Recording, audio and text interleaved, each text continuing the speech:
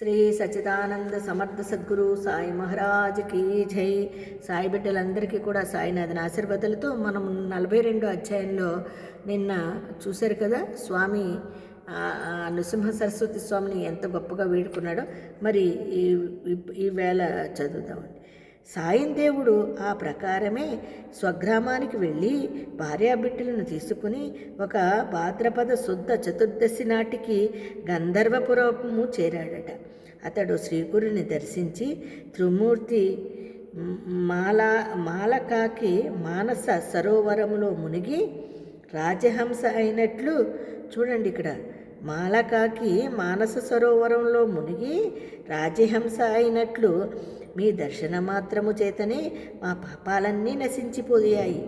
గంగాజలము పాపాన్ని, చంద్రుడు తాపాన్ని, కల్పవృక్షము దైన్యాన్ని పోగొట్టగలదు. ఇక్కడ చూడండి, మా పాపాలన్నీ నశించిపోతాయి. గంగాజలము పాపాన్ని, చంద్రుడు తాపాన్ని, కల్పవృక్షము దైన్యాన్ని పోగొట్టగలదు. కానీ తాప దైన్యాలను మూడింటిని మీ దర్శనమే పోగొట్టగలదు. అంటే మీ దర్శనమే పోగొట్టగలదు. మీ కృప సర్వ పురుషార్థాలను వెంటనే ప్రసాదించగలదన్న శృతి వాక్యము నాకిప్పుడు అనుభవమైంది అని మైమరచి గంతులేస్తూ తన మాతృభాష అయిన కన్నడంలో ఇలా స్తుతించాడటండి ఆయన.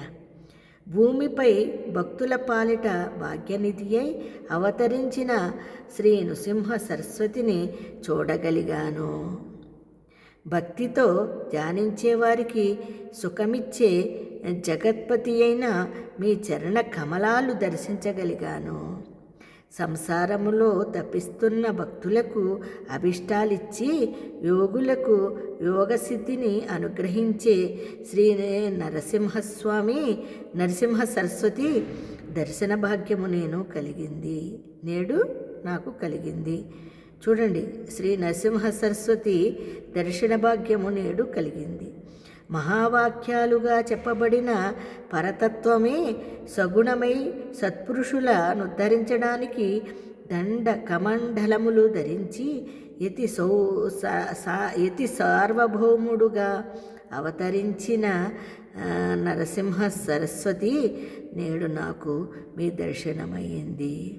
భక్తపాలుడు దయాసముద్రుడు అయిన మీ పాదస్పర్శ వలన ఈ గంధర్వపురము భూ కైలాసమయ్యింది. అట్టి మీ పాదదర్శనము నేడు నాకు లభించింది. యతులు అనే నక్షత్రాల మధ్య చంద్రుని వలె ప్రకాశిస్తున్న మీ దర్శనము నేడు కలిగింది. మీ యతి రూపములో భక్తజనుల మహాభాగ్యమే సాకారమై వెలిగింది. వేదాంత తత్వానికి ఆదర్శమైన చరిత్రను చూపే మీ పాదాలను నేడు దర్శించగలిగాను. భక్తులను రక్షించడములో జాగు చేయని దయాగణ, చూడండి, జాగు చేయని దయాగణ నీకు జయము. ఆనంద సముద్రుడు గంధ పరిమళాలతో శోభిల్లే యోగి జన వల్లభుడు అయిన శ్రీకృష్ణుని మీ రూపంలో దర్శిస్తున్నాను. ప్రకృతి పురుషుల అభేదాన్ని నరసింహ సరస్వతి అను పేర సార్థకమునర్చి సద్గురువు రూపంలో సంచరిస్తున్న మహావిష్ణువును నేడు దర్శించుకున్నాను.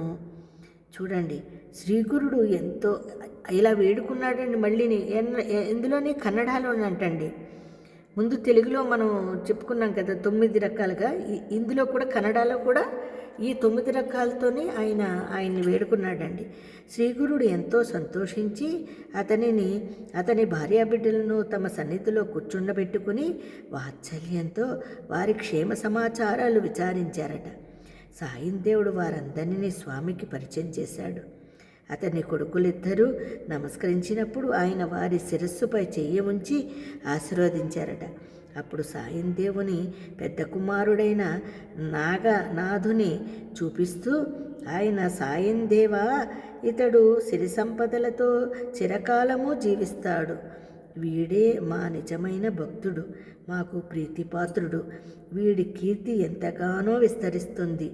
ఇతడు వంశోద్ధారకుడవుతాడు. సౌభాగ్యవతి అయిన నీ భార్య పతివ్రత. మీకు ఇంకా 4 కొడుకులు కలుగుతారు.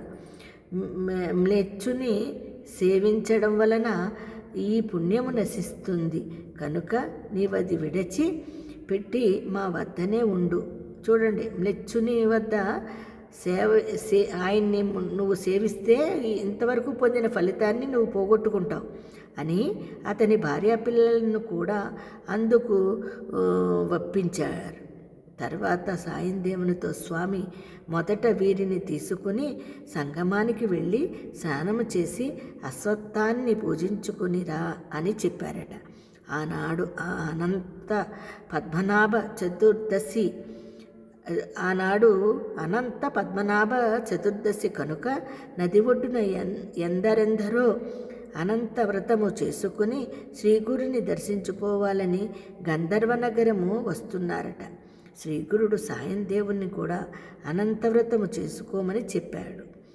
అతడు, మీరే నాకు అనంతులు, మీ పాదసేవయే నాకు అనంత వ్రతము, నాకింక వేరొక వ్రతమెందుకు అన్నాడు స్వామి.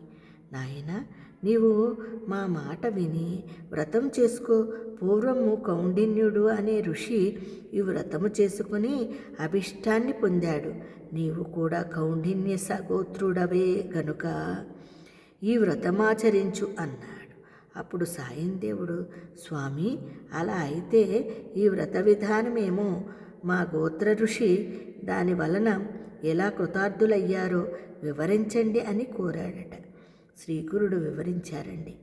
శ్రీదత్తాయ గురువే నమః. శ్రీపాద శ్రీవల్లభాయ నమః. శ్రీ నృసింహ సరస్వత్యే నమః. 42వ అధ్యాయాన్ని సంపూర్ణం చేసుకున్నామండి. మళ్ళీ రేపు 43వ అధ్యాయంలోకి వెళ్దాం. అంతవరకు అందరికీ జై గురుదత్త, శ్రీ గురుదత్త.